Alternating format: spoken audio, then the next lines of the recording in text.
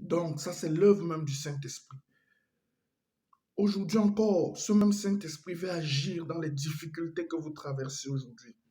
Il veut étendre sa main afin que vous sachiez que Dieu est grand.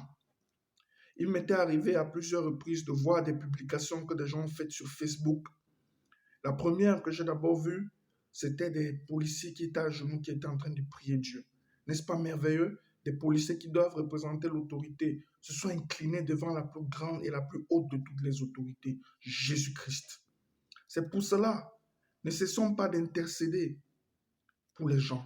Intercédons parce que n'oublions pas, le cœur de tout homme est entre les mains de notre Dieu.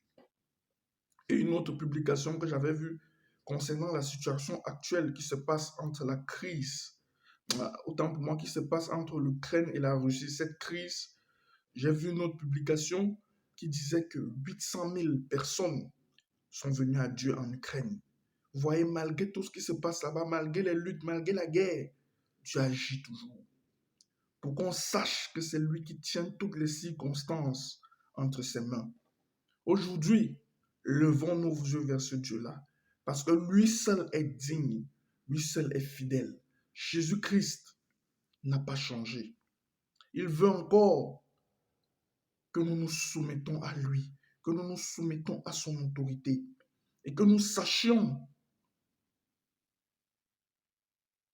qu'il est avec nous, qu'il est à nos côtés. L'œuvre du Saint-Esprit est grandiose.